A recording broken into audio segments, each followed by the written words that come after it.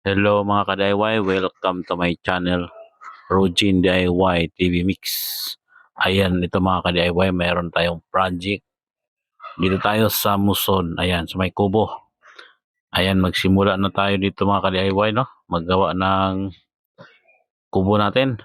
So, ito na yung mga materyales. Mayroon na tayong deform bar, kabilya. Bali, 16mm yung poste natin ito mga ka-DIY. Tapos meron din tayong 12mm panggitna, tapos anilyo 10mm.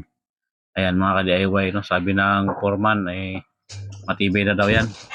At ayan si foreman mga ka-DIY, nagsimula na siya mag-layout. Ayan, may kasama siya. Dalawa lang sila mga ka-DIY, no? Nag-layout lang.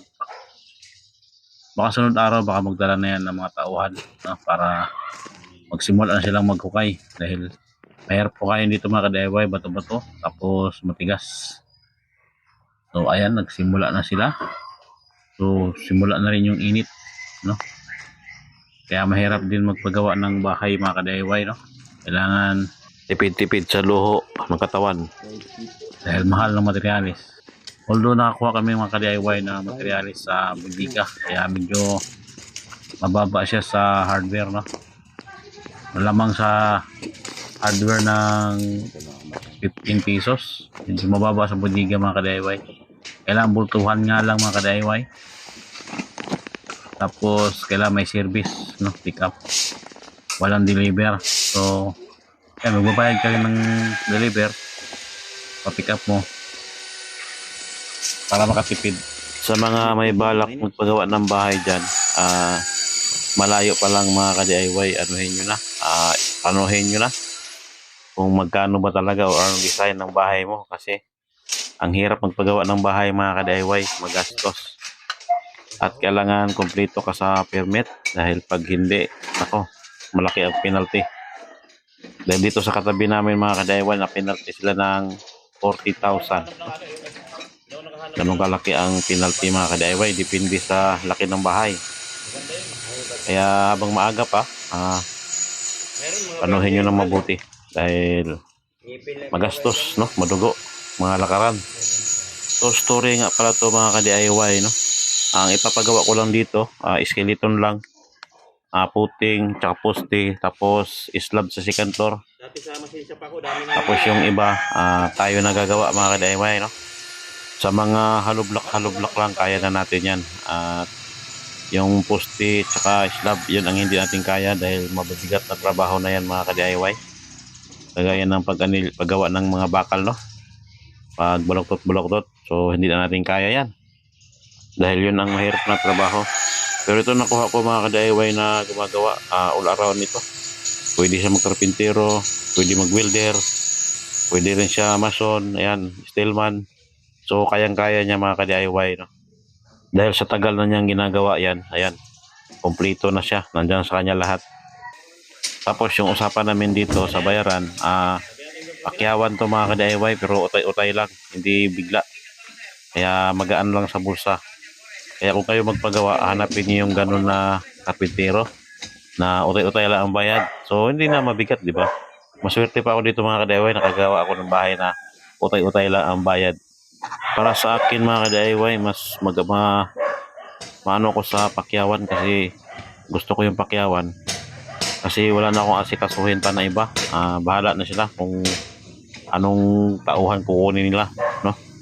Dahil pag arawan, mahirap mag-control ng tao mga ka-DIY. Ito, pakyawan, bahala na siya kumuha ng tao. Siya na rin bahala magpasahod, no? So ganito lang naman ang setup sa mga ganito, no, bahay-bahay na gawa. Ang mahalaga lang naman mga ka-DIY, piliin mo yung gumagawa ng bahay mo. Tapos yung budget mga ka-DIY, pati sa mga pundasyon, wag mong tipirin mga ka-DIY, no? Kailangan malalaki yung mga bakal mga ka-DIY para hindi tayo babagsakan pagdating ng panahon. At hindi tayo magsisi sa ating pinagawang bahay dahil sobrang tibay. Ayan, kung maliliit na bakal lang ilagay mo mga ka-DIY, delikado. Sa panahon ngayon, biglang lumilindol. Delikado pag maliliit lang na bakal mga ka-DIY. So ang gagawin niya dyan, 16 mm mga ka-DIY, matibay na yun. Pag second floor, may kamahalan talaga yung bakal. So kayo na rin mamili, magtanong-tanong muna kayo sa mga hardware kung anong makamura na materialis. Kagaya sa akin, matagal na ako nagtatanong-tanong ng materialis hanggang sa napunta ako dito sa bodega, no? May bodega dito sa Muson, bagong bukas. Mura lang yung bakal mga ka-DIY. Tapos pag ginagawa na yung bahay mga ka-DIY, no? Siguraduhin mo na nandiyan ka rin nakatingin lagi, no? Para maano mo rin yung mga ginagawa nila, no? Makita mo rin kung ano ba talaga yung mga ginagamit na bakal para sigurado ka sa ginagawa mong bahay mga ka-DIY, no? Dahil ikaw rin ang tutulog diyan, ikaw ang titira. So, alam mo na safe ka, no? Para sigurado. Kahit dahan-dahan lang mga ka-DIY, basta matibay. Okay? Ayun lang mga ka-DIY, no? At dito naman ay tutulong tayo ng konti para papawisan din tayo habang nagbabantay. Dahil sa construction mga ka-DIY, meron din naman tayong alam kahit paano, no? Dati rin naman tayong construction worker, no? So, hindi na mahirap sa atin to. Kaya lang, madali lang tayo hingalin mga ka-DIY.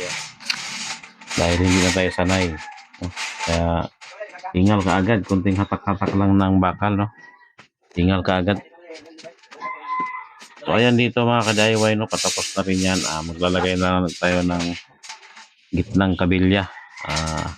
Bali yung 16 pala nito mga ka-DIY, 4. No?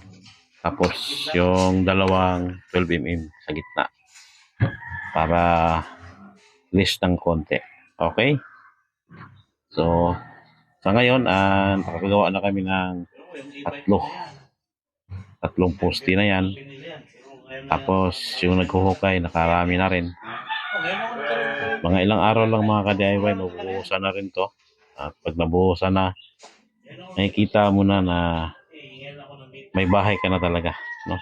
Dahil sa ngayon, wala pa. Nakahiga pa lahat ng materyales. So, kailangan pa natin ipatayo yan para talagang makita na may bahay na. Kasi itong kubo natin, wala na. Bulok na yung yero. Baka may butas-butas na rin to. Dahil sa 5 years na rin tong kubo na to mga ka-DIY, no? So, dito, ayan, binaluktot na ni Foreman yung pinaka paa ng ating poste, no? Yan. Dahil patapos na ang ating pangatlong poste.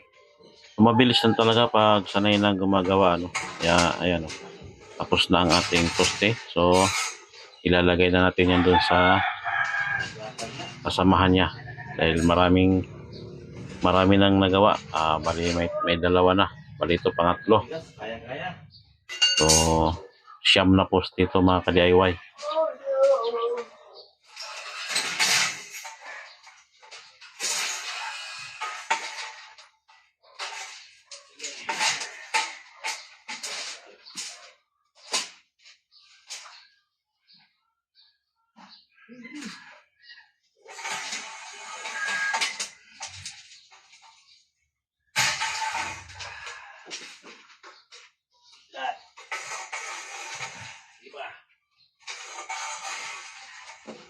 Keras pa. Okay. Up, wait. Lipat lang ako. Hindi ako makakain Lipat. Ayaw, 3-0 na.